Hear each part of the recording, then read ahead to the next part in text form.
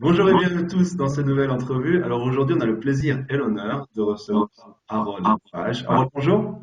Bon, salut Jean-Romain, bonjour. Ça fait plaisir de te voir aujourd'hui sur le plateau, sur ton plateau, on va À dire, mon plateau de à distance. télévision, tu vois, avec les nombreux spectateurs qu'il y a derrière. Exactement. Les projecteurs qui sont très bien mis, c'est un grand plateau de télévision. D'ailleurs, je suis passé au maquillage, ils m'ont laissé un petit peu de barbe ici, mais bon, mais Bon, c'est ça va, ça passera. Puis tu vois, c'est très convivial en tout cas comme plateau. Virtuel. peut-être que je suis le Jean-Pierre Pernaut, le Jean-Pierre Voilà. Pernaut de la chiropractique. Bon, Harold, moi je te connais entre guillemets de nom puisqu'on était pas très loin, on était séparés de 10 kilomètres, même si on s'est jamais connus avant cette entrevue. C'est Euh, c'est est-ce vrai. que est-ce que Harold peut présenter Harold? Alors, bah, si tu veux, je peux présenter surtout le Harold qui est Chiron en fait, hein, parce que c'est ça qui intéresse C'est ça qui intéresse nos éventuellement les gens. spectateurs, mon cher ami, Voilà, effectivement. les gens qui éventuellement nous écouter. Alors, évidemment, au départ, je suis parti faire des études de chiro, comme beaucoup d'entre nous l'ont fait, à une époque où la chiro n'existait pas autrement qu'en Europe, c'était l'Angleterre, ou sinon, c'était les États-Unis. Donc, pour moi, j'ai eu la chance de rencontrer un chiro extraordinaire qui s'appelle Jean Bellaval, enfin qui s'appelle toujours, mais qui est décédé depuis, et dans lequel je pratique aujourd'hui dans mon cabinet à Cannes, c'est le cabinet de feu Jean Bellaval. Donc Jean, en fait, m'a permis, à une époque où j'étais en première, je passais donc mon bac français, et j'étais allé le voir, parce qu'il habitait à Cannes, moi j'habitais à Cannes, donc mon père était médecin, oui, ça c'est l'origine aussi de ma petite histoire, c'est que moi je suis fils de médecin, et j'ai un frère qui est médecin. Donc la médecine, ça m'a toujours passionné, à part que quand j'étais gamin, je disais à mon père que je détestais les médicaments et que je voulais pas entendre parler des vaccins, et ainsi de suite. Et quand mon père était un médecin très ouvert, il faisait tomatis, enfin il s'intéressait à plein de choses en médecine, et donc il m'avait dit, bah tu sais, mon fils, moi je connais un chiro à Cannes qui s'appelle Jean Bellaval, qui est super, va le voir, et puis moi je peux pas t'aider dans ce que tu veux, mais par contre peut-être qu'il pourra t'aider à trouver ta voie. Donc je suis allé voir Jean. Donc voilà, donc ça a été le début pour moi de la relation avec la chiro. Jean il m'a subjugué, il m'a parlé de la chiro, de la philo-chiro, de Palmer, et ainsi de suite. Donc j'ai dit à mon père, là c'est sûr, là je pars aux États-Unis, je vais faire de la chiro aux États-Unis. Voilà. Donc ça a été le premier contact avec la chiro. Avant ça, je ne connaissais pas la chiro et je ne pouvais pas en parler à personne. Voilà. Donc ça c'était le point de départ. Tu Après te évidemment, rappelles les mots, parce que Jean Bellaval, enfin, tous ceux qui sont passés avant toi, par exemple Jean-Pierre Mersman, qui a été aussi influencé par Jean Bellaval, qu'est-ce qu'il t'a dit, Jean? Quels étaient ces mots qui t'ont fait Ah, c'est ça. Jean, ce qu'il m'a dit, il m'a dit, tu sais, il y a une profession qui est extraordinaire et avec tes mains, tu peux aider à permettre aux gens de récupérer et de s'auto-guérir. Et là, je me suis dit, ben voilà exactement ce que je recherchais. C'est-à-dire, on parle plus de médicaments, mais on parle voilà, de quelque chose qui est dans tes mains et de permettre aux gens, d'aider les gens. Et effectivement, bon, ben pour moi, ça a été le révélateur. Jean avait un charisme, enfin, qui était assez extraordinaire. Donc c'est Ouais, vrai parce que, que Jean-Jacques Chatrousse aussi a été inspiré par Jean Bellaval, ah oui, notamment. parce que, bah, disons que j'ai assisté, parce que je l'ai suivi je l'ai suivi à Cannes, je l'ai suivi à Paris quand j'étais faire ma propédeutique à Paris, parce que à l'époque où j'ai fait la chiro, il y avait pas donc l'IFC à l'époque n'existait pas, il y avait que la propédeutique et on partait un an à Paris pour me permettre d'être apte à rentrer dans les collèges de chiro. Et donc j'étais parti à Paris et Jean avait aussi un cabinet à Paris, donc j'ai rencontré d'ailleurs Laurence Gérard aussi à Paris à ce moment-là, puisqu'elle était sa compagne à l'époque. Et donc j'ai rencontré Jean, et Jean, si tu veux, il me racontait plein de choses passionnantes de sa vie. Et il y a des moments, il te communiquait son énergie vitale, et tu n'avais qu'une envie, en fait, c'était d'être à sa place. Quoi. Ça veut dire, bah, vivement que je fasse mes études, et que voilà, j'ai cette énergie en moi, et que j'aide des centaines de gens. Quoi. C'était ça, c'était extraordinaire. Voilà. Donc ça, Ouais. c'était le départ, Jean Bellaval. Après, voilà, après, bon, bah, évidemment, C'est après, il parti à faut passer le Palmer. bac. Voilà, après, je suis parti. Donc, d'abord, je suis parti à Paris. Donc, à Paris, on était tout un petit groupe de chiro que tu as peut-être interviewé ou pas. Je connais, j'ai pas vu, je pense pas, non, parce qu'il y avait Christophe Isard qui a été à la clinique, qui a travaillé beaucoup à la clinique à l'IFEC, et d'autres. Bon, et après, donc, quand j'étais, bah, à l'époque, c'était qui? C'était Monsieur Martin qui était mon prof de biologie, qui est devenu directeur de l'IFC. Et puis, donc, l'année à Paris, bah, ça a été une année, je dirais, bon, qui était assez intéressante, mais qui n'était pas passionnante au niveau de la chiro, parce que on nous apprenait pas la chiro à la propédeutique. Heureusement, on a eu la visite de quelques chiros, et dont Gilles Brive et Catel Le Gall. Catel, c'est une femme qui est morte, qui est décédée depuis, qui était une chiro extraordinaire, qui était la compagne de Gilles Brive, qui lui est à Valence maintenant, qui a ouvert un centre qui est assez important, qui est très intéressé aussi par tout ce qui est méditation et compagnie. Bah, super, Toujours est-il on va pouvoir interviewer Gilles alors. que Ça, Gilles, je le marque déjà. voilà, Gilles Brive, c'est vraiment un chiro assez atypique. Il a fait son chemin. Et là, à l'époque, il était venu nous parler, à nous jeunes étudiants propédeutiques, et il nous avait aussi donc parlé de la chiro, la façon dont la chiro, la philosophie chiropractique en fait. Parce que c'était ça qui nous différenciait pour nous. Pourquoi on allait partir aux États-Unis, sachant qu'à l'époque, on s'exilait, on quittait sa famille, ses amis, il n'y avait pas tout ce qu'il y a Ouais, il aujourd'hui, fallait il n'y avait avoir pas un grand pourquoi en fait à l'époque pour pouvoir voir. Exactement, il Grande fallait. dose. C'est ça, ça a été. Et je pense que ça a été un moteur extraordinaire parce que tous les amis, confrères qui ont eu la chance de partir aux États-Unis, on a tous eu cette motivation et on a gardé cette énergie forte en nous qui nous a permis de pouvoir revenir en France et de s'installer et d'avoir vraiment confiance dans ce qu'on faisait.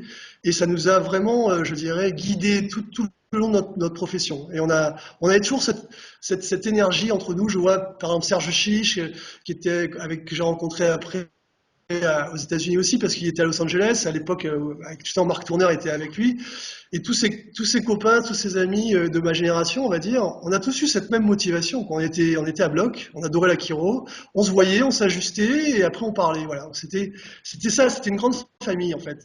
Et après quand je suis parti à Palmer, évidemment, j'ai rencontré mes mentors. J'avais un prof de philo qui était Virgil Strang, Ah oui, qui, pas mal. qui était quand même une grosse pointure dans la philosophie chiropractique. Donc, dès le premier quarter, tu arrives à Palmer, tu te prends du Strang dans le premier quarter. C'est vrai que là, tout de suite, t'as les yeux qui sont illuminés, il te parle de choses passionnantes, de l'origine de la chiro. Tu veux aller rechercher d'autres informations, tu vas dans la Palmer Library, donc la bibliothèque de Palmer qui a tout ce que tu veux pour chercher et apprendre. Voilà, donc ça a été extraordinaire. J'ai eu la chance d'avoir ce Strang comme prof de philo. Et puis après, évidemment, une fois que je suis arrivé à Palmer, comme tous les étudiants, je me suis intéressé à plusieurs choses. Bon, il faut savoir qu'à l'époque où j'étais à Palmer, il y avait des choses qui étaient interdites à la clinique, et en l'occurrence l'activateur, on avait une partie SOT qui était autorisée. Et après, c'était le Palmer Package, c'était donc Diversified, Launchpad, gros stick, plein des peurs cervicales.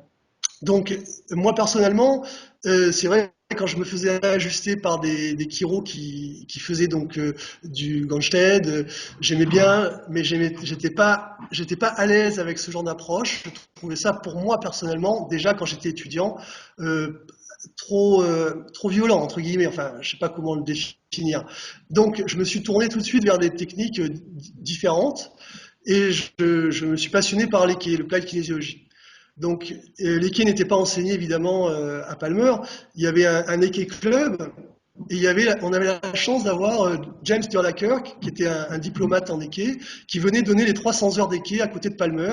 En fait, il y avait le Madison Temple, qui était juste à côté de Palmer, où tu pouvais le week-end passer tes week-ends à faire des séminaires d'Eke en intensif. Et donc, je me suis passionné par l'Eke et j'ai passé 300 heures d'Eke. Donc, j'ai passé tous mes, Pas mal, J'étais pas mal. j'étais vraiment à bloc dans les quais, je voulais devenir diplomate, tout ça. Bon. Et j'ai eu la chance de rencontrer Goodhart, un truc incroyable dans une vie d'étudiant, c'est que je partais à Noël pour voir ma tante qui habitait à Houston au Texas avec mon oncle. Et je partais pour passer Noël parce que ma famille était en France, donc je voulais me retrouver avec une partie de ma famille. Et je vais avec ma tante me balader dans un magasin à Houston pour aller chercher des trucs. Et dans le rayon du magasin, je vois un monsieur qui est devant moi et je regarde et je dis mais c'est Goodhart. donc moi j'étais en 10e quarter, c'était mon maître spirituel, hein, Goudard. Je vivais qu'à travers lui. Tout ce qu'il disait pour moi, c'était extraordinaire. Son intelligence, sa façon de voir les choses. Et donc je l'aborde. Et je lui dis, voilà, excusez-moi de vous déranger. Est-ce que vous êtes le docteur Goudard? Et il me dit, ah bah oui, comment vous me connaissez? Alors je lui explique, je dis, vous savez, je suis étudiant à Palmer, je suis en 10e quarter. Là, j'adore les quais. Il me dit, ben voilà, moi je suis ici à Houston pour faire un séminaire pour Advance, pour vraiment le top level. Si tu veux, moi je t'invite, tu peux venir et je te ferai découvrir mes dernières recherches sur la...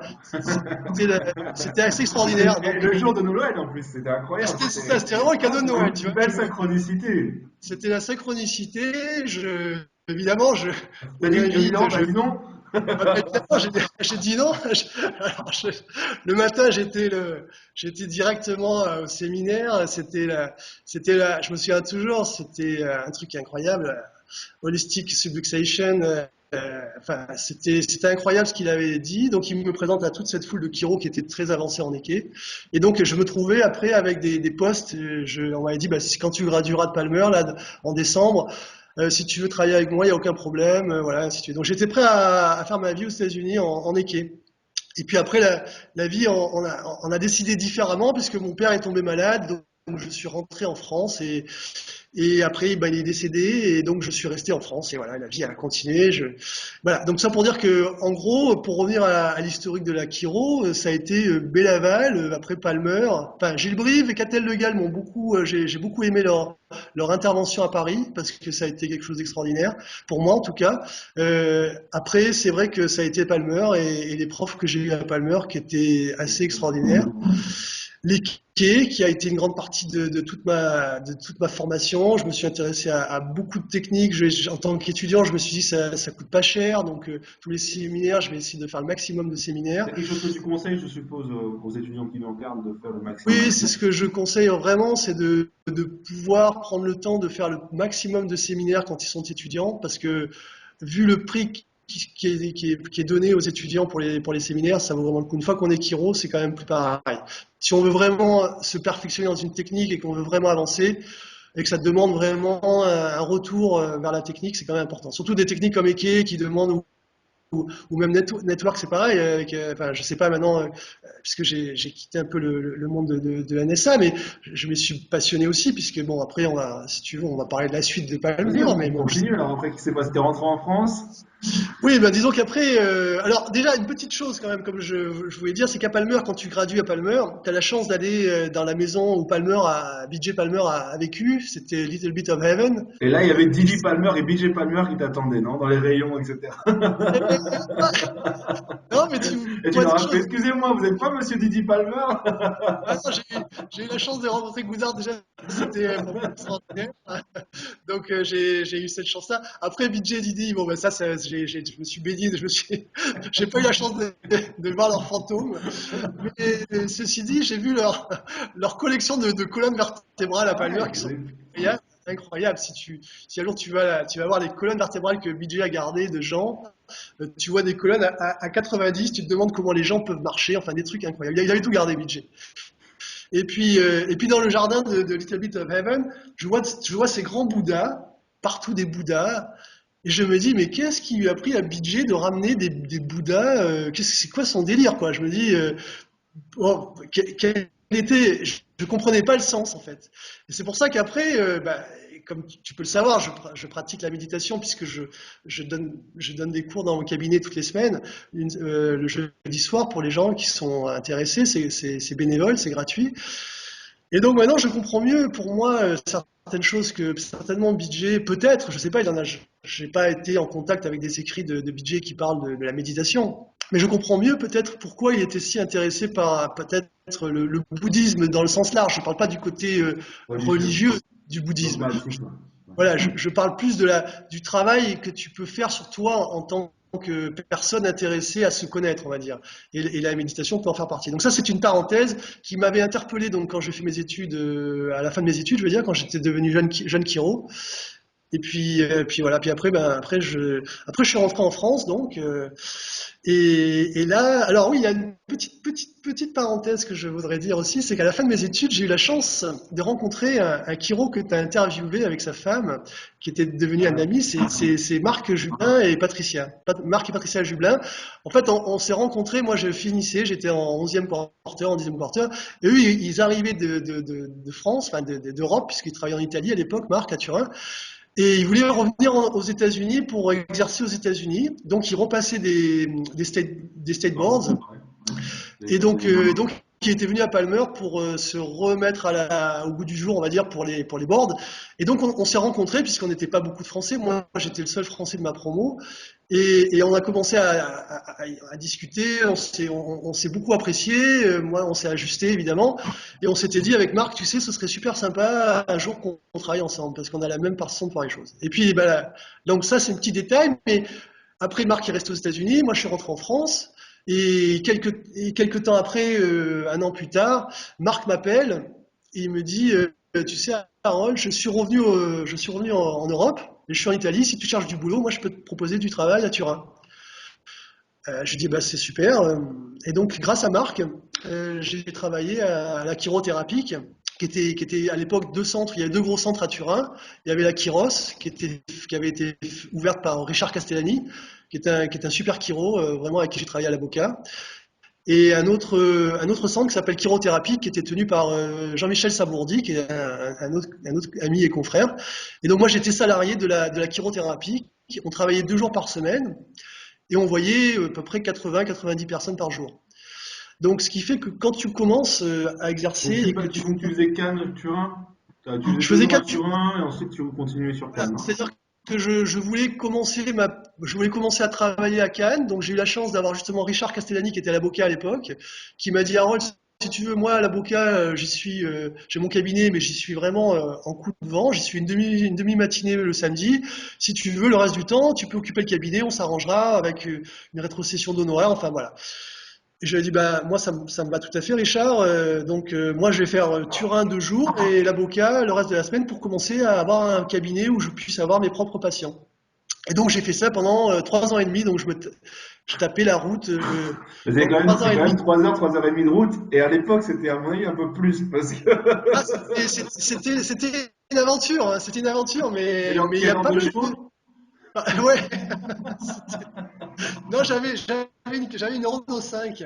J'avais une Renault 5 qui, Mais ceci dit, j'avais dans ça, mais souvent je prenais le train aussi parce que c'était un peu galère et j'avais la chance d'avoir, on était un groupe d'amis on était une super équipe, vraiment, j'ai eu beaucoup de chance d'avoir beaucoup d'amitié entre nous. Il y avait Ralph Gertz qui était là-bas, il y avait Serge Chiche qui travaillait là-bas aussi. Il y a d'autres Kiro, il y avait bon, Richard Castellani, ainsi de suite. On était tout un groupe de Kiro et on se revoyait chaque semaine et on passait vraiment beaucoup, beaucoup de bon temps ensemble à échanger sur des cas ou sur d'autres choses. Et ça a été vraiment extraordinaire. Donc, ce qui fait que la Kiro, effectivement, bah, une fois que tu commences à avoir beaucoup de monde comme ça, 160 personnes en 2 jours minimum, En ça te équipe? donne. Oh, non, là, je faisais pas des quais. Là, j'étais dans le Palmer Package. Je m'étais dit, de toute façon, vu que tous les autres Kiro qui étaient avec moi étaient on faisait beaucoup de diversified, on faisait du cervical chair pour les cervicales. Et donc, je m'étais dit, bon, bah, de toute façon, c'est l'occasion pour moi de perfectionner mes techniques de Palmer. Tout à fait. Et donc, bah, évidemment, ça m'a permis de pouvoir être tout à fait à l'aise dans le structurel. Après, j'adorais ajuster en cervical chair. C'est vrai que je trouve que c'est une technique super intéressante en Gonstead. Et à côté, je faisais de l'équé pour des cas difficiles. Donc c'était très sympa parce que comme j'avais eu un background en équé qui était assez important, les autres chiro qui n'avaient pas ce background, quand il y avait des difficultés, ils me demandaient des conseils sur les choses et ainsi de suite. Et c'est comme ça que par la suite, bah, Jean-Pierre Mersman m'avait contacté pour venir bosser à Côme avec lui. Voilà. Et donc j'étais allé le voir, on a passé toute une journée ensemble.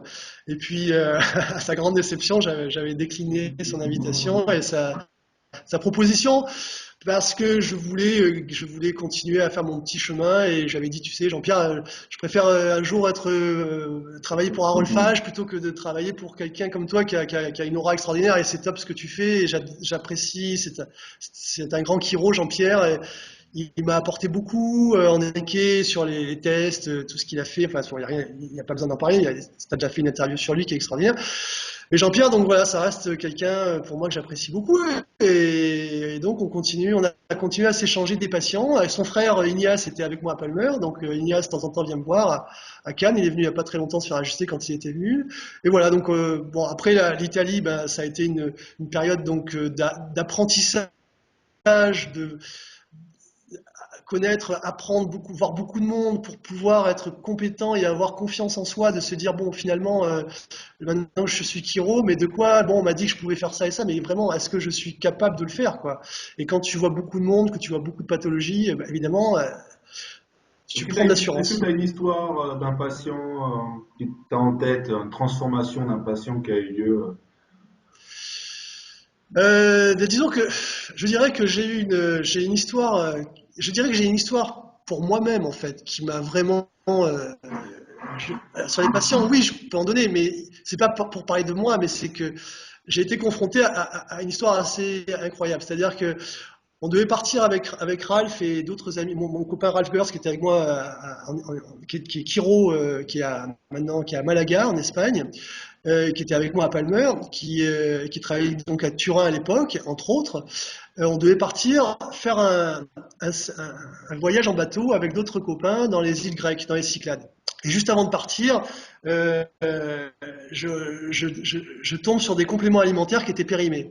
Moi, j'étais déjà dans les quais, donc je consommais pas mal de compléments alimentaires américains, standard process, tout ça. Donc voilà. Et je commence à prendre ces compléments et je commence à devenir très très mal en point. T'avais pas Je vu que c'était commence à, périmé. J'étais périmé en Et fait. t'avais vu ou pas? J'avais pas Ah, vu. parce qu'on dirait J'avais qu'on pense que tu l'as vu et que tu l'as mangé comme ça. Non, non, Non, ok, non, non, t'avais pas vu. j'avais pas vu du tout, j'avais pas vu du tout, et je commence à être très très mal en point avec avec la fièvre, enfin un vomissement, et j'avais carrément une douleur à l'appendice qui devenait très importante. Donc là, je me retrouve dans une situation critique, c'est qu'on devait partir avec d'autres copains, et à ce moment-là, c'était l'été donc, et mon frère finissait ses études de médecine, donc lui il est ophtalmo, mais bon, il me dit, tu sais Harold, là ce que tu me représentes, c'est une appendicite, c'est une appendicite ce que tu es en train de faire. Mais j'ai un copain qui est chirurgien, si tu veux, qui finit ses études, qui va t'ausculter. Donc son copain vient me voir à la maison et il m'ausculte et il me dit, tu sais, t'as vraiment une appendicite, là, il faut te faire opérer rapidement, sinon tu risques la péritonite aiguë, quoi. Et là, je me suis dit, bon, là, c'est le test pour moi, puisque c'est ma vie, ça n'implique que la mienne, c'est pas sur un patient. Je suis chiro, je suis face à un truc qui est quand même assez dramatique, je vais tenter la chiro, quoi. Je vais pas opérer. Donc, mon frère, il me dit, bon, de toute façon, t'es fou, de toute façon, je veux même pas discuter avec toi. De toute façon, les chiros, vous avez une vision un peu particulière. Bon, je sais, on va pas discuter de la chiro. Je veux dire, moi, je suis content, tu as fait un diagnostic médical, très bien. Moi, maintenant, j'ai Ralph qui est là, mon pote, qui est chiro, comme moi, et qu'on a fait nos études à Palmer aussi. Et ben, il va m'ajuster, voilà. Puis, il va m'ajuster 3 fois par jour. Et puis, on va voir ce qui va se passer. Et puis, voilà, je veux dire, comment je peux savoir si je vis pas l'expérience? Donc, c'est ce qui s'est passé. Il m'a ajusté T'as tous pas les eu peur? aucune peur, une T'as pas eu totale peur. confiance. J'étais, bah alors, je me suis dit, attends, c'est un bonheur de savoir que je vais pouvoir enfin mettre en application sur moi ce qu'on m'a dit, et ça n'implique que ma vie en fait, c'est pas sur quelqu'un d'autre. Ouais, ouais. Donc, je me suis dit, j'ai dit à Ralph, vas-y, quoi, let's go, quoi. Et Ralph m'a ajusté, et il m'a ajusté, je suis passé franchement par toutes les couleurs de l'arc-en-ciel au niveau du corps. Vraiment le principe de guérison du corps, là, j'ai touché du doigt. Enfin, la fièvre est montée encore plus haute, j'ai vomi, tout le corps a éliminé par toutes les possibilités qu'il avait. Et effectivement, au bout du troisième jour, j'étais vraiment super bien. J'avais pratiquement plus mal. Et là, je me suis dit, franchement, la Kiro, c'est vraiment top. Et je dis à Ralph, tu vois, finalement, bah là, on va pouvoir partir. On va partir. Et là, mon frère, je me souviens, il m'a dit, mais tu vas pas partir comme ça, dans ces conditions, parce que si ça revient en bateau, là, tu n'auras personne, tu vas pas te faire opérer. Et tu vas. Je dis, mais non, t'inquiète pas, là, je suis guéri, c'est fini, il n'y a plus besoin de soucis, quoi. Je pars, il n'y a plus de problème. Et c'est ce que j'ai fait. Donc, on est parti avec Ralph et d'autres amis, et on a fait ce périple pendant 15 jours dans les Cyclades envoyés. Et ça a été super. Et je n'ai jamais eu de problème à mon appendicite depuis. Et c'est vrai que ça a été pour moi. Alors, au-delà des patients, que évidemment, j'ai vu des changements que j'ai trouvé extraordinaire. Mais là, sur moi, j'étais vraiment convaincu, si tu veux. J'étais convaincu que le corps a vraiment un pouvoir d'auto-guérison extraordinaire si tu lui donnes la chance et si tu n'as pas peur. C'est vrai qu'il ne faut pas avoir peur, il ne faut pas se laisser influencer par le monde médical. Alors après, on va dire, Harold, tu es complètement extrémiste parce que tu ne te rends pas compte. Alors je dis bien encore une fois que c'est mon expérience personnelle, que j'encourage personne à suivre mon chemin, hein, dans un cas d'appendicite aiguë, d'aller, s'il veut se faire opérer, il n'y a aucun problème. Je ne dis pas qu'il faut se faire ajuster pour ça. Mais je dis juste, tu me poses une question sur un événement qui a marqué ma vie, je dirais que voilà, je dis juste que moi, ça a marqué ma vie de façon radicale. Et à partir de là, quand j'ai eu des enfants, je peux t'assurer que ben voilà, ça a été clair. Et je suis chiro. Et voilà, ce sera pour moi la seule issue pour eux. Après, si vraiment je dois discuter avec un médecin, je le ferai. Je l'ai fait, je le fais encore. J'ai des médecins dans mon cabinet avec qui j'ai de très bons contacts. Mais après, si tu veux, cette histoire qui m'est arrivée, j'avais quoi? J'avais 24 ans, 25 ans, si tu veux. Ça m'a marqué la vie. Donc après, quand j'ai vu après Jim Sigafous, un séminaire par cœur, qui a parlé devant tout le monde, devant centaines de chiros, qui a relaté son expérience émouvante d'un de ses enfants qui avait une maladie importante, je ne me souviens plus du diagnostic à l'époque, et qui relate son histoire personnelle à l'époque où il dit voilà, je sortais de fac, je suis chiro, j'ai pas confiance, j'ai mon voisin qui est médecin, on me dit que mon fils a telle pathologie, je fais confiance à ce médecin, je fais le traitement que le médecin me conseille de faire, et ainsi de suite, et ainsi de suite, et je vois mon fils qui dépérit, jusqu'au moment où il dépérit tellement qu'il meurt. Et là, James Sigafous qui dit mais là, je me rends compte que la seule chose que j'aurais dû faire en tant que chiro, c'était d'ajuster. Et à partir de là, il dit, depuis ce jour-là, malheureusement ça m'est arrivé, mais à partir de là, je me suis dit, plus jamais je ferai confiance à ce monde-là. C'est pas que je ne fais pas confiance au monde médical, c'est que je dois aussi me faire confiance moi, en tant que chiro, et de d'abord commencer par ajuster, et après, si vraiment, et non pas faire l'inverse. Et en tout cas, ça m'avait beaucoup ému, je crois que ça avait ému beaucoup de chiro quand il a raconté cette histoire, parce que bon, c'est quand même, quand tu as des enfants, c'est très touchant, parce que c'est vrai que perdre un enfant dans ces conditions-là, et donc voilà, donc ce qui fait que ça m'avait beaucoup réconforté dans cette approche. Après, il est évident que le fait de faire de l'équé, pour moi, c'était important d'essayer de comprendre en fait qu'est-ce qu'on devait ajuster. Pour moi, ce qui était compliqué quand j'étais étudiant en chiro, c'était qu'on me disait voilà, tu vas ajuster par rapport à quels critères? Motion palpation et X-rays. Donc les radios et la motion palpation vont te donner les moyens d'ajuster, de dire tu peux ajuster tel ou tel segment. Puisque le symptomatique n'a pas vraiment une incidence importante, il y avait un peu de Merck System.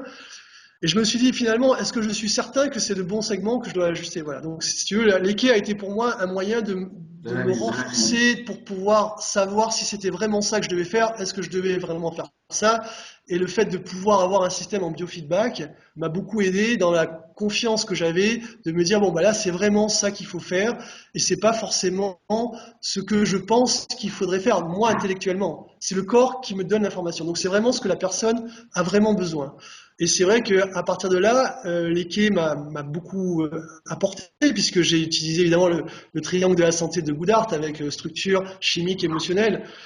Et donc évidemment, j'ai toujours été dans la recherche à la fois du côté structurel, évidemment, ça c'est tous les chiros, chimique, évidemment, c'est en testé en équé par rapport à certaines déficiences au niveau chimique. Et après, la partie émotionnelle, par contre, en équé, à l'époque en tout cas, était pas très développé. On avait juste des points ici au niveau de l'estomac. Bon, il n'y avait pas une grande approche au niveau émotionnel. Ce qui fait que je commençais à être un peu frustré. Et donc, j'ai commencé à m'intéresser à des techniques qui s'intéressaient plus à l'émotionnel. Et évidemment, je suis tombé à l'époque sur Network, puisque c'était le début de Network en France. Et Donald Epstein venait à l'IFC à l'époque, c'était même pas l'IFEC. Et donc, ça m'a passionné. C'est vrai que j'ai été passionné par ce que disait Donald, et je le suis toujours, c'est toujours passionnant ce qu'il dit, et donc après la suite de cette évolution d'Eke a été Network, Donc, Network, c'était le début de Network, hein. Il y avait pas encore même pas les trois stages, il y avait pas, il y avait juste enfin, Il n'y avait pas c'était les gateways, je suppose, à les l'époque. trois levels, c'était trois levels of Garrison, three levels, et puis il y avait les phases, il y avait 10 phases à l'époque. Et après, donc, c'est vrai que là, j'ai commencé à revoir, il y avait Franck Chastelas, il y a Jubelin, il y a toute cette tranche de Kiro qui ont continué dans NSA. Moi, après, c'est vrai que j'ai pas continué parce qu'en fait, le protocole NSA pour moi n'était pas le fait de voir les gens plusieurs fois par semaine en open room, c'est pas ce que moi j'aime pour moi en tant que Kiro. Donc j'utilisais le protocole NSA dans les stages de Kiro que j'organisais, soit 2 jours de Kiro que je faisais avec des gens ou dans le désert quand je partais dans le désert. Donc j'utilisais toujours plusieurs tables et je faisais du travail en network. Mais par contre, en individuel, au cabinet, je préférais avoir les gens en un à un. Et donc, à partir de là, je me suis intéressé à d'autres techniques qui me permettaient d'aller toujours plus loin dans la compréhension du corps. Voilà. Enfin, moi, c'est un peu mon truc, c'est de toujours chercher à comprendre pourquoi le corps fait ça, pourquoi il fait ci. Donc après, je me suis tourné vers d'autres techniques, BEST et puis après KST. Donc aujourd'hui, je suis très intéressé par KST. KST avec Ted Koren, en fait, m'a beaucoup aidé, même si je partage pas le point de vue de Ted vis-à-vis du fait qu'il enseigne cette approche à d'autres personnes qui sont pas forcément des chiros. Bon, ça, je lui ai dit ce que je pensais là-dessus. Mais bon, après, ce qu'il fait, pour moi en tout cas, est très très intéressant, puisqu'il a amené un concept quand même très intéressant, c'est de pouvoir mettre des gens dans une posture où il y a eu la subluxation. C'est-à-dire qu'en gros, de pouvoir mettre quelqu'un dans une attitude posturale où tu vas faire ressortir la subluxation, j'avoue que c'est extraordinaire parce qu'il y a des choses que je ne voyais pas sur une personne qui est allongée sur le ventre ou qui est sur le dos, tu vas pas voir certaines choses que le corps éventuellement a gardées en mémoire. Et c'est vrai que par exemple une personne qui a un accident de voiture avec un whiplash, elle a son accident en position assise, elle l'a pas allongé. Donc à partir de là, quand tu la remets dans la position assise, tu vas avoir des choses qui vont ressortir que tu ne pourras pas avoir dans une autre position. Voilà. Donc c'est vrai que pour moi aujourd'hui, je dirais toute cette évolution de plus de 30 ans de Kiro, c'est d'être efficace, puisqu'en France aujourd'hui, évidemment, les choses ont évolué. Il y a beaucoup, pas beaucoup de Kiro, mais il y a beaucoup d'ostéos. Il y a beaucoup de gens qui manipulent. Donc il y a une concurrence qui est énorme. Et les gens aussi ont des problèmes souvent financiers. Donc il faut être efficace, il faut être rapide et il faut avoir des résultats. Alors, il est évident que pour moi, la solution, pour moi personnellement, c'était de me dire, voilà, je vais essayer déjà en 3 séances, qu'une personne, quand elle vient me voir, il faut qu'en 3 séances, j'ai au moins 60-70% d'amélioration, on va dire, de son état clinique. Pourquoi? Alors, je sais bien que ça va être un peu en contradiction avec la chiro, puisqu'on n'est pas intéressé aux symptômes. Mais la problématique, disons ce que j'ai trouvé dans le temps, c'est que si je commençais par raconter aux gens toute la philosophie chiropractique, mais qu'ils avaient toujours pas d'évolution dans leur clinique, dans leurs symptômes, on va dire, ils m'écoutaient, mais bon, de toute façon, ça changeait pas grand-chose au bout du Comment compte. tu donnes des classes, tu fais des conférences, tu donnes des documents, tu fais du one-to-one, comment tu fais la partie communication de ton cabinet? Alors, la partie communication, je la fais première chose, c'est que je donne à mes patients des documents en première visite avec des feuilles qui sont un petit peu l'origine de la chiro et ce que l'on fait, quel est mon scope of practice, quelle est ma façon de voir les choses, avec un texte de Palmer, de Didi Palmer et un texte de BJ Palmer sur la philosophie chiropractique. Donc ça, c'est la base. Après, automatiquement, au cabinet, dans ma salle d'attente, j'ai un système de vidéo où ça passe en boucle des explications sur la chiro, sur différentes choses. Donc chaque fois, comme je suis souvent en retard, bon, ça c'est vrai, donc les gens attendent, mais en fait, ils aiment bien attendre parce qu'ils apprennent beaucoup de choses. Je laisse pas mal de documentation dans la salle d'attente. Après, j'ai un site web où j'explique ce que je fais. Donc je leur conseille d'aller voir le site. Et après, je faisais aussi des réunions, maintenant que j'ai arrêté de faire, parce que j'ai plus trop le temps en fait. Oui, j'ai un peu la flemme. Donc, T'as plus le temps ou t'as la flemme, c'est deux choses différentes. disons que j'ai pris le temps pour autre chose. Voilà. C'est-à-dire que j'ai C'est plus ta priorité. Voilà, je me suis un peu fatigué de parler toujours de la même chose. Donc là, j'ai un autre projet en cours pour l'instant, c'est que je vais refaire des vidéos courtes sur YouTube de 5 minutes où je vais expliquer l'Akiro aux gens avec des phases évolutives de l'origine de l'Akiro, l'histoire, et ainsi de suite, les techniques que j'utilise, enfin tout ce qu'ils peuvent avoir comme questions qui seront accessibles en très peu de temps, maximum 5 minutes. Et là, je suis en train de voir avec une amie qui est dans la profession, qui est caméraman, donc, avec laquelle je vais certainement faire ça pour la rentrée, pour pouvoir justement me délester par rapport au Ouais. temps que je passe en one-to-one à expliquer l'Akiro. Ouais, c'est Mais très enfin, important ça. C'est très important parce qu'en fait, le temps que tu passes à expliquer, si en one-on-one, tu ne passes pas à ajuster. exactement, exactement. Ça, c'est sûr que c'est fondamental. Euh, c'est vrai que en practice management, je pense qu'il y a des choses que je pourrais améliorer. Maintenant, c'est vrai que j'essaie d'être cohérent en tout cas avec moi-même et de pouvoir me dire, bon, bah, finalement, ce qui compte aujourd'hui pour moi, c'est que les gens qui viennent me voir, j'arrive à les aider. Et que j'arrive à les aider, je sais que ça va, je sais que je peux le faire, mais je sais que parfois ça va prendre du temps. Mais il faut quand même qu'ils aient un minimum de choses qui se passent dans leur corps pour qu'ils aient confiance dans le traitement. Parce qu'au départ, sinon, ils vont avoir quelqu'un d'autre qui va leur dire, oui, je suis allé voir un tel, un tel. Il y a beaucoup de gens. On n'est plus dans l'ère, je dirais, à l'époque où les gens, il y a 25 ans en arrière, les gens, ils suivaient un protocole Chiro, mais vraiment, c'était très facile pour eux de suivre. Ils t'écoutaient. Ils adhéraient vraiment à cette discussion. Aujourd'hui, il y a beaucoup d'informations sur tout. Trop de quelque chose tue le quelque chose, donc trop d'informations tue l'information. Ce qui fait qu'aujourd'hui, on est crédible parce que moi j'ai l'ancienneté, donc j'ai des gens qui parlent de moi ainsi de suite, comme beaucoup de chiro qui ont de l'ancienneté. Mais je vois, j'ai quand même toujours eu des associés dans mon cabinet, j'ai des jeunes confrères là, j'ai Julien Félix qui est avec moi depuis 2 ans, qui est un gradué de l'IFE, qui est super, qui est parti travailler dans notre région aussi, parti au Mexique, ainsi de suite. Donc il a une vision assez intéressante des choses. Mais comme il me dit ça n'a rien à voir avec quand il travaillait au Mexique, quand il travaillait en Australie. Il me dit en France c'est compliqué quoi, c'est compliqué. Les gens ont du mal, ils te questionnent tout le temps, ils veulent savoir pourquoi ils n'ont pas de résultat en une séance, et ainsi de suite. Mais qu'est-ce qu'ils appellent le résultat? C'est des résultats symptomatiques. Donc, il faut bien trouver, à un moment donné, un compromis.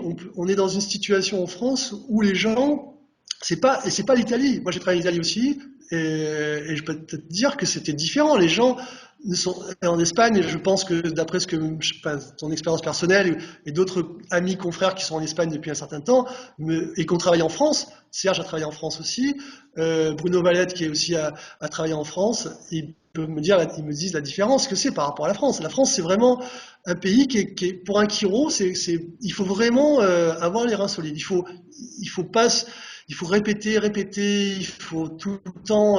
On est remis en question. Les gens questionnent, demandent pourquoi et pourquoi ça, alors que mon médecin a dit ça. Ils comparent toujours la chiro avec autre chose qu'ils ont fait à côté.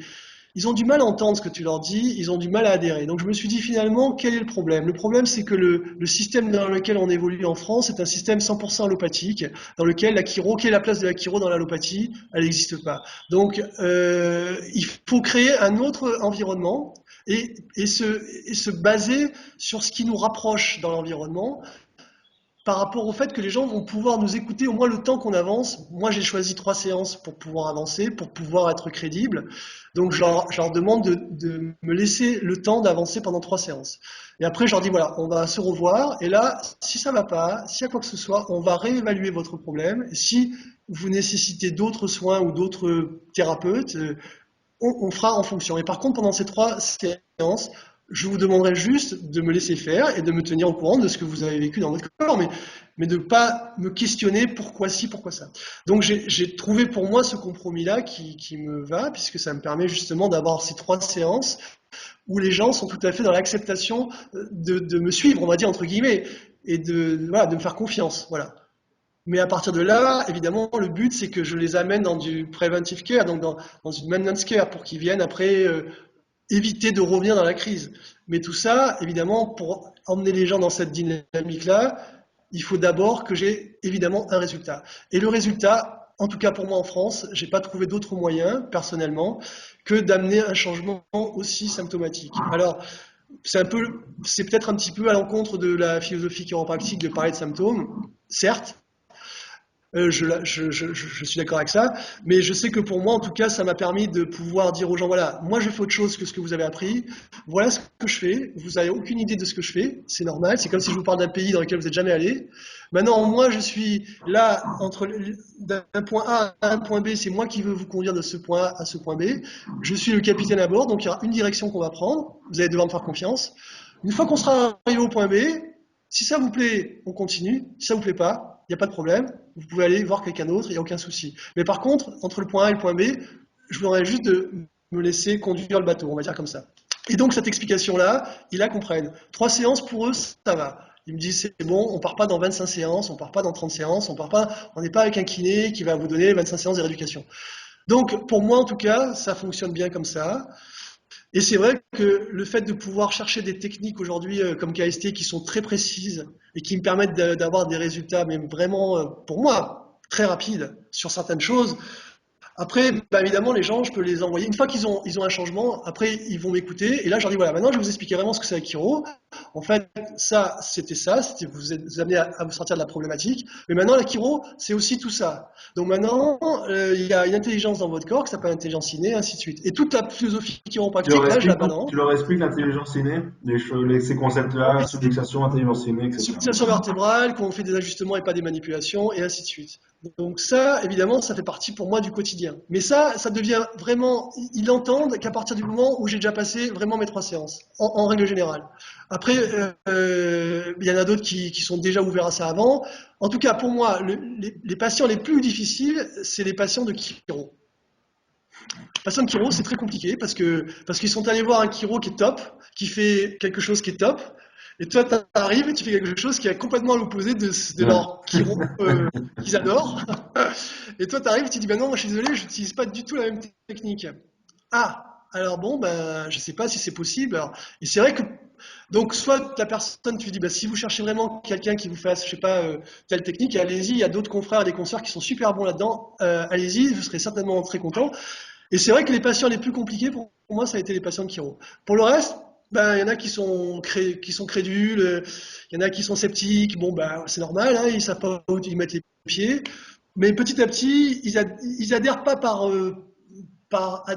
parce que c'est une religion. Ils adhèrent parce qu'ils voient le changement dans leur corps. Et à partir de là, ils voient qu'il y a le corps qui fonctionne différemment et que dans leur tête, il se passe des choses incroyables. Et surtout, je dirais que pour les jeunes chiro, moi, ce qui m'a beaucoup aidé en tant que chiro, c'est le concept de l'intelligence innée du corps. Quand j'ai appris ça à Palmer, je disais, bon, c'est pas mal, théoriquement, c'est pas mal. Mais l'intelligence innée du corps, j'ai mis peut-être 15 ans à l'intégrer dans mes cellules. Qu'est-ce que ça voulait dire, l'intelligence du corps? En fait, c'est incroyable, l'intelligence innée du corps. C'est pour moi la chose, pour moi personnellement, la plus extraordinaire. Savoir que c'est ton corps qui va te donner l'information de ce que tu dois faire, manger, et ainsi de suite. Et que si tu l'écoutes, il va se passer des choses incroyables. Et c'est vrai que j'ai changé mon alimentation, j'ai changé plein de choses, parce que mon corps ne voulait plus autre chose. Et c'est pas parce que j'ai lu un bouquin sur je sais pas, le véganisme ou sur je sais pas quoi. Non, j'ai arrêté de consommer des produits parce que mon corps me dit stop. Et c'est vrai que et je vois beaucoup de gens dans mon cabinet qui me disent la même chose. Mais c'est incroyable, depuis que je suis venu vous voir, je bois plus de café, ça me fait mal, alors que j'aurais jamais parlé d'arrêter de boire du café. Ou autre chose, ou qui arrête de manger, je sais pas, de la Ouais, viande. le sucre, ou Des arrête de sucres. fumer, ou arrête de boire de l'alcool, etc. Exactement. Donc c'est vrai que c'est quelque chose d'assez incroyable parce que tout d'un coup, ils rentrent dans un espace de la connaissance de leur corps qui a une intelligence et qui leur donne la direction à prendre. Et toi, tu es là, tu leur permets de pouvoir fonctionner à 100% de leur potentiel en les libérant de la subluxation vertébrale. Donc c'est vrai que là, tout d'un coup, il y a une espèce de coopération qui est super intéressante et enrichissante et qui amène évidemment cette évolution, on va dire, vers le côté plus spirituel, parce que bon, c'est quand même l'achiro, c'est aussi quelque chose de spirituel. spirituel, si on regarde les écrits de Palmer, quand même, C'était de connecter l'humain et le divin. C'était connecter l'humain et le divin. exactement. C'était quand même, on était entre ciel et terre, et c'était quand même le but, c'était ça. Donc, je pense que si ça convient pas à des confrères ou des consoeurs, le côté spirituel, je peux l'entendre, mais en tout cas, ça fait partie de la Chiro. Ça fait partie de ce qu'a écrit Palmer, Didi Palmer en tout cas. BJ a fait que continuer. Donc après, voilà, je pense qu'aujourd'hui, on est dans une phase où je suis, enfin, pour revenir à ta question de base, parce que j'en ai parti de qu'est-ce que je définirais comme Harold. Aujourd'hui, si tu veux, j'ai aussi adhéré dans un côté qui est de travailler sur toi. Donc la méditation, pour moi, en fait partie. Parce que la méditation, je l'ai découverte il y a 20 ans, quand j'ai eu des changements dans ma vie affective, et que j'ai divorcé. Et là, je me suis dit finalement, pour arriver à me calmer, peut-être, ou à apaiser mon mental. Peut-être qu'il serait bien d'essayer quelque chose, des choses que j'avais lues auparavant dans des bouquins que je lisais, et je vais me mettre à méditer. Et donc c'est ce que j'ai fait. Et j'ai trouvé évidemment des changements profonds au niveau de mon état global, un grand lâcher prise sur beaucoup d'événements qui se passaient à cette époque. Et donc je me suis dit, Quel finalement, c'est conseil ça. tu pourrais donner à des jeunes confrères qui ont envie de méditer et qui pensent que méditer, c'est d'être comme un moine assis comme ça, etc. Quel conseil tu pourrais donner à quelqu'un qui aurait envie de commencer à méditer? Ben, un conseil, ce serait d'essayer déjà d'essayer. Donc, pour pouvoir essayer, c'est pas compliqué aujourd'hui. J'ai vu que même les nuls ont sorti un bouquin qui s'appelle Les nuls, la méditation. Donc, si eux l'ont fait, c'est qu'il y a quand même, bon, des gens qui sont intéressés à connaître, en tout cas, cette approche. Après, je dirais que c'est assez simple. Il suffit d'aller sur YouTube et de taper méditation guidée, par exemple. Et puis là, il y a plein de petites vidéos d'un quart d'heure et de pouvoir déjà se laisser guider par cette méditation proposée par certaines personnes. Moi, personnellement, j'utilise une méditation qui est basée sur Vipassana, qui est une méditation qui sera à l'origine du bouddhisme. Même si je ne suis pas bouddhiste, j'apprécie toutes les traditions, on va dire, spirituelles, quelles qu'elles soient. Et donc, c'est une façon de méditer qui est assez simple. Il suffit déjà de commencer par être contemplatif. Je dirais qu'une personne déjà qui commence par la contemplation et de pouvoir rester assise à observer par exemple un arbre, la mer, un coucher de soleil, un oiseau, une fleur, et qui se sent à l'aise avec le fait d'être dans la contemplation, sans être dans une tension intérieure par rapport à une perte de temps, où il y a quelque chose de plus important à faire, ou qu'il y a quelque chose d'autre à faire. Déjà, je pense que la contemplation est déjà la première étape. Après, si la contemplation, ça parle à quelqu'un, je dirais, ce serait bien d'enchaîner avec de la méditation. Peut-être dans un premier temps de commencer avec quelqu'un qui va initier initier dans le sens expliquer comment faire de la méditation. Il y a un site internet que mon ancien associé Moutassem Amour a fait qui s'appelle, je sais plus le nom, mais que tu peux trouver sur Facebook. Sur la méditation, qui est très intéressant. Et il est Kiro, hein, et il s'est beaucoup passionné Ouais, sur ça la s'appelle ton méditation. associé? Il s'appelle Moutassem. Moutassem. Moutassem, c'est son prénom, et Amour, H-A-2-M-O-U-R. Voilà, donc si vous voulez chercher sur Google méditation Moutassem Voilà, Amour, vous trouverez sûrement quelque chose. exactement. Donc lui, il a créé un site qui est assez intéressant et il propose des méditations qui sont accessibles, qui sont gratuites, et ainsi de suite, pour pouvoir permettre aux gens de méditer à distance.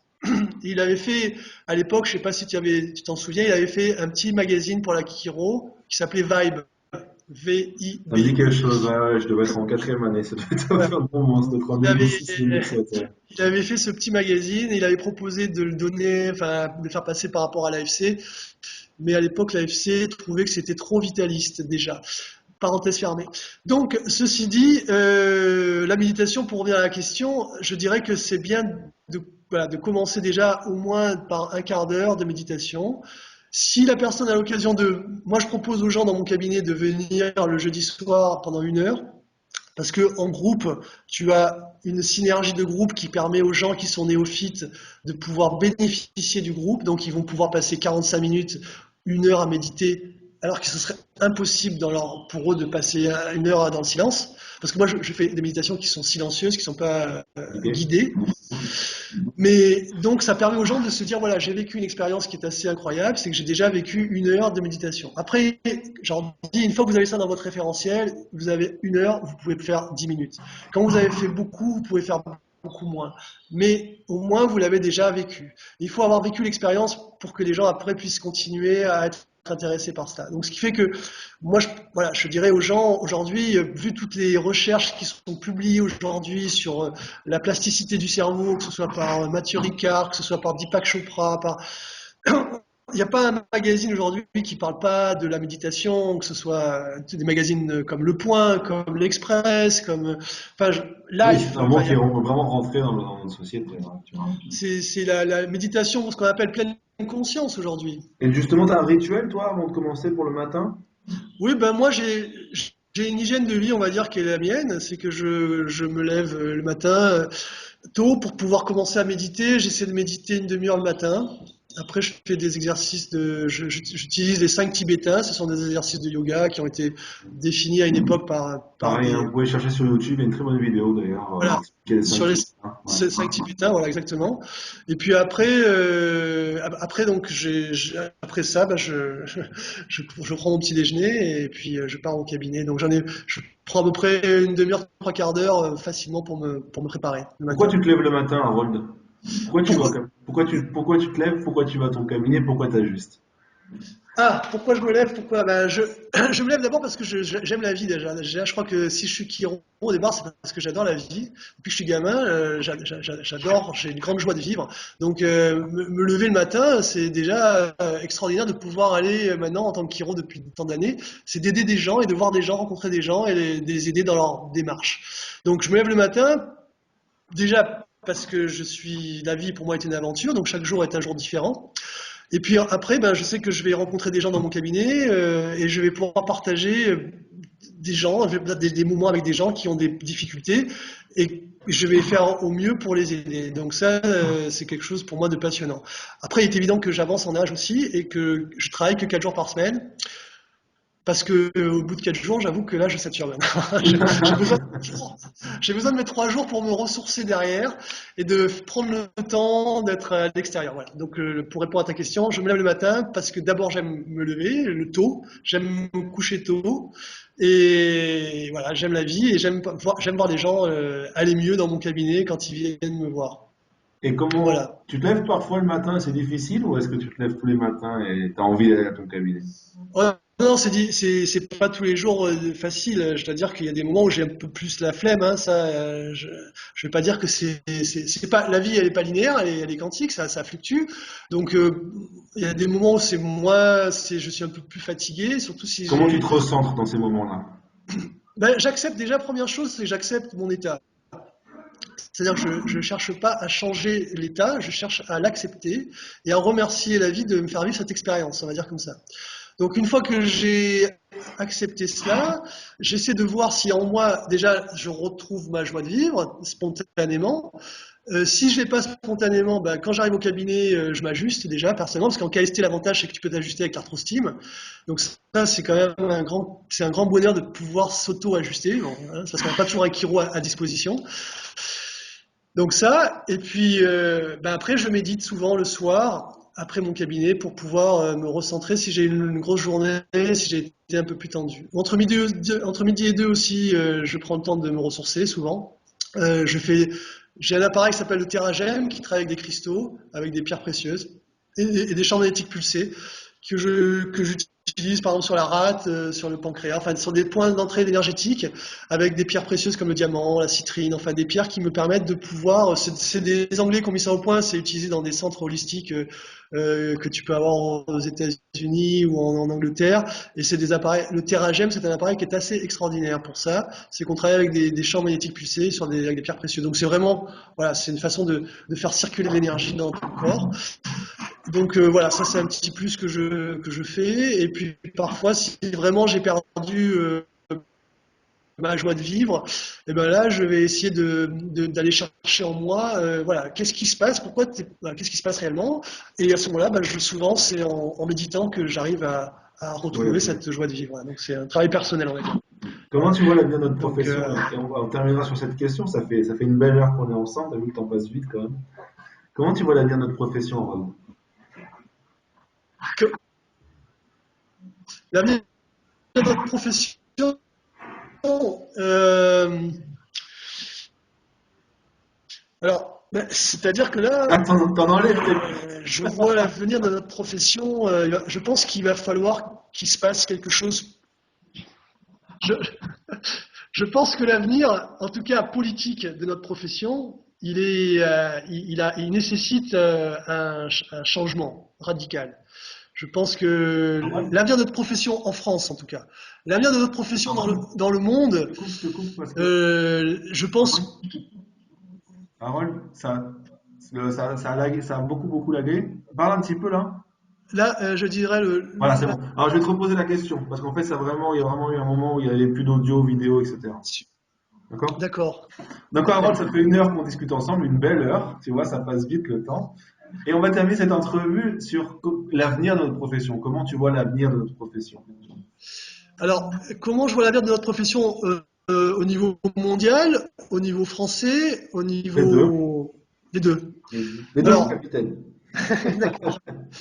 Alors, au niveau mondial, je trouve qu'il y a des très belles choses qui se passent avec bon, des Kiro qui font vraiment avancer les choses. Je pense à Guy Rickman, par exemple, à Brian Kelly, qui sont des présidents de Life Université et de Life West pour Brian Kelly, qui font vraiment un super boulot aux États-Unis pour permettre justement de continuer. Erwin Cordero, on peut citer aussi, Oui, président de Sherman.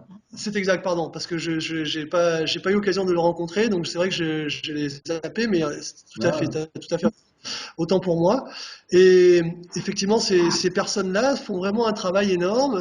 Et quand j'avais discuté avec Guy Rickman lors d'un Kiro Europe, on avait mangé ensemble avec d'autres Kiro à table, et il me disait, tu sais, Harold, il y a aussi une chose que j'ai faite à Life West, c'est que la Kiro, ça s'arrête pas uniquement à ajuster des gens, ça va aussi dans sa façon de vivre, ça va aussi par rapport à l'écologie, ça va par rapport au fait qu'on a enlevé à Life Université tous les coca, tous les sodas, toutes ces saloperies.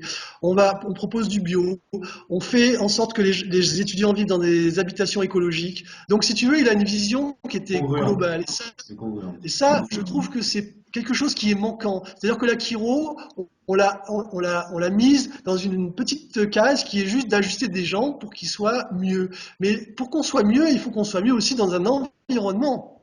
Et je pense que l'environnement, je pense que la Kiro, elle doit être globale à la vision de Guy Rickman, par exemple. Et donc, comment je vois la Kiro? Ben, je pense que si les Kiro se concentrent à voir ce qui les réunit et non pas ce qui les divise, je pense que la Kiro ira vraiment dans un sens extraordinaire. C'est-à-dire qu'il va falloir vraiment qu'on se concentre comme on l'a fait. Moi, j'ai eu la chance, comme je te disais au début de l'interview, d'être avec des Kiro où on avait vraiment des différences de techniques énormes. Richard Castellani n'était qu'un structurel.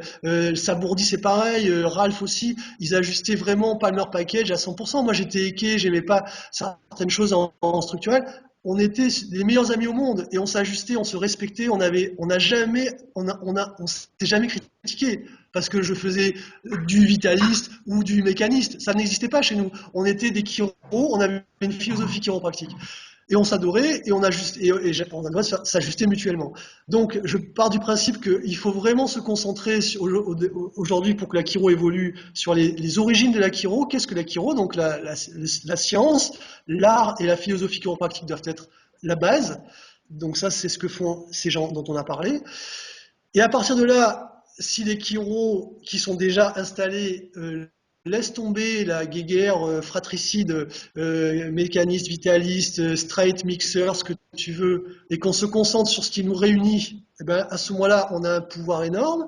Et donc, pour finir avec la chiro en France, je pense que la chiro en France, l'association française de chiropractique, dont j'ai fait partie pendant plus de 25 ans, devrait se concentrer surtout à aider les chiros et non pas à les driver dans un côté, je dirais, purement ordre des médecins, c'est-à-dire ils sont partis dans un délire qui, à mon avis, a besoin d'être modifié, c'est-à-dire qu'ils sont une loi loi 1901, c'est-à-dire tu adhères ou tu adhères pas, mais ce n'est pas un ordre des médecins, c'est pas un ordre des chiro. Et donc là, je pense que l'AFC a besoin de revoir sa position et de permettre à des chiro aujourd'hui qui n'ont pas la même vision que eux par rapport à la chiro, de pouvoir l'intégrer ou en tout cas de pouvoir s'exprimer et de pouvoir permettre à ces gens-là d'exister parce qu'ils ont un différent au niveau d'un point de vue. Donc ça, c'est un point de vue au niveau de l'association. Maintenant, l'IFEC, comme tu peux le savoir, il y a des problèmes aujourd'hui avec les étudiants qui ont manifesté leur mécontentement vis-à-vis de l'éducation qu'il y a à l'IFEC. C'est pas nouveau. Moi, personnellement, j'ai toujours été opposé à l'IFEC. Ça, je le sais. Je vais pas dire le contraire aujourd'hui. J'ai envoyé mon fils à faire des études de chiro ailleurs. J'ai D'ailleurs, qui vient d'être toujours. gradué, donc félicitations, cher papa. Ben, c'est vrai. Non, nous sommes chiro de père en fils depuis 1984. Donc c'est vrai que je suis très fier de lui en tout cas. Et donc pour finir par rapport à ta question, je pense qu'il faut qu'il y ait un changement de conscience. Il faut que les chiros aujourd'hui se retrouvent et peut-être qu'on fasse plus de réunions et qu'on dise voilà comment chacun voit l'avenir de la profession, qu'on redonne la possibilité à la chiro d'exister telle qu'elle soit pas obligée justement de critiquer des professions comme l'ostéopathie pour exister, puisqu'en fait je vois que beaucoup de jeunes confrères parlent de la chiro en critiquant des autres, alors que moi j'ai la chance personnellement de voir des ostéopathes dans mon cabinet qui m'apportent leurs enfants. Là, j'ai 2 enfants autistes, des ostéopathes qui m'ont amené leurs enfants suite à des vaccins d'ailleurs, je précise, et avec lesquels j'ai beaucoup d'échanges et qui sont tout à fait intéressés par la chiro. Ils adorent la philosophie chiropractique. Il n'y a vraiment aucun problème à ce niveau-là. Après, je dis pas que tous les ostéopathes sont pareils, je dis pas, voilà, mais je pense que l'avenir de la profession, ça va être de transcender les différences, d'avoir une vision basée sur ce qui nous rassemble. Et qu'est-ce qui nous rassemble?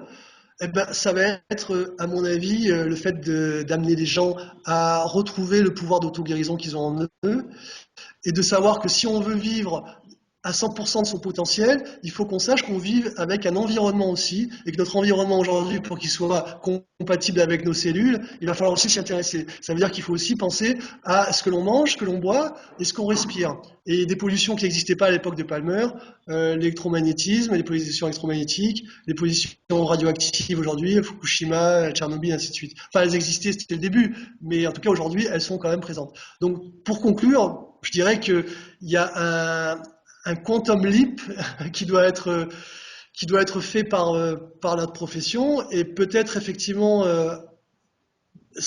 enfin, peut-être envisager, parce que je vois qu'il y a quand même pas mal de chiro, Jean-Pierre, pas Jean-Pierre Mersman, mais Jean-Paul Pianta a cherché à changer les choses en faisant des réunions à Paris pour permettre justement des changements à ce niveau-là.